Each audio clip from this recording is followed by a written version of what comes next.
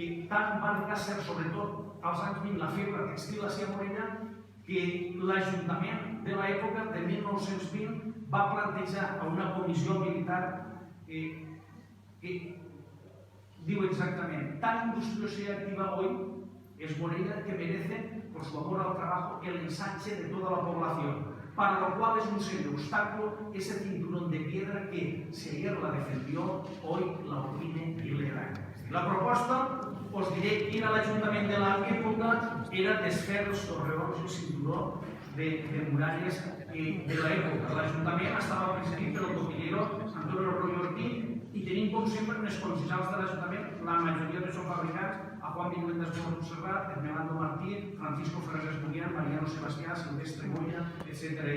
Tots, menys Silvestre Moya i Antonio Manero, eren fabricants textils. Afortunadament, no va prosperar aquesta proposta, donat que el 1923 l'Ajuntament, presidit com sempre per quasi un fabricant textil, Juan Facundo Martí, va prohibir terminantemente el arranque de piedras y todo acto que tienda a la destrucción de las murallas y torreones de esta ciudad, por constituir monumentos que nuestros antepasados nos legaron para su conservación. D'aquesta manera, l'exemple que volia dels fabricants textils se va parar al respecte.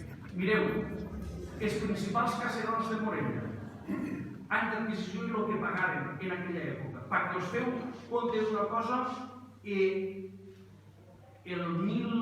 ho tinc que apuntar, però aproximadament el 1920 se compra per part d'una persona de Vallibona el Mas del Colomer, amb 242 hectàrees aproximadament. És a dir, que és una finca important.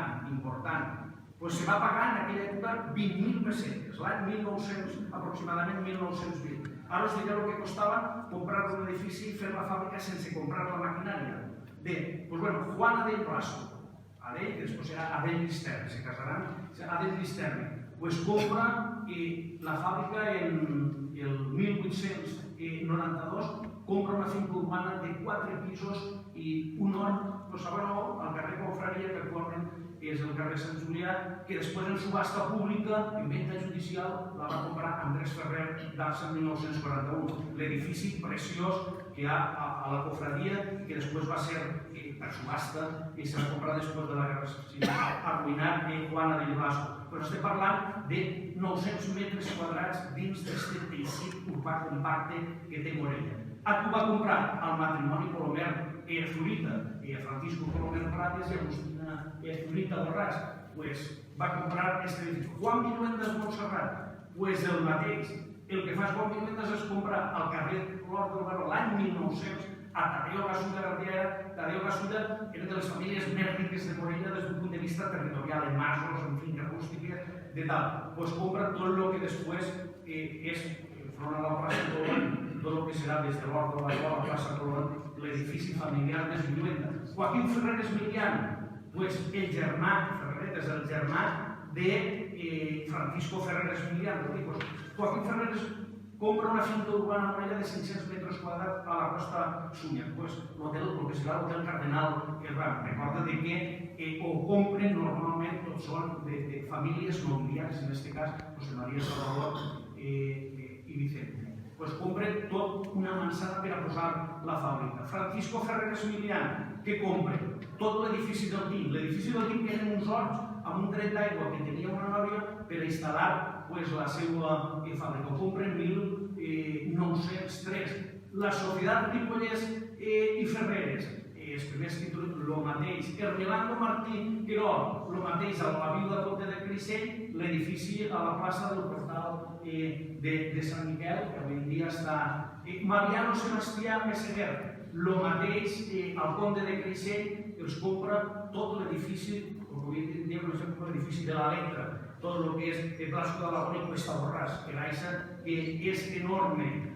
Societats Esbert i Ferreres, en definitiva, perquè vegueu lo difícil que era la potència d'aquests fabricants textils, va realment i va ser per a poder quantificar-la de comprar i, com no, els Facundo. Els Facundo compren tot l'antic caserón dels Piquet, del que queda al pla d'estudis, la primera casa per la part de dalt se la van quedar encara en propietat d'ells i la resta, que eren dues fàbriques després, ho van comprar els Facundo. I us dia, és una anècdota de que van tindre que desmuntar les màquines quan Juan Facundo compra l'edifici de lo que era el Biscartis, per entendre-nos, va tindre que desmuntar les fàbriques perquè els propietaris del costat, que és els que li havien venut aquesta part de l'edifici, els Buquer, de grans propietaris, no podien suportar el ruïdo, el soroll dels embarrats al respecte.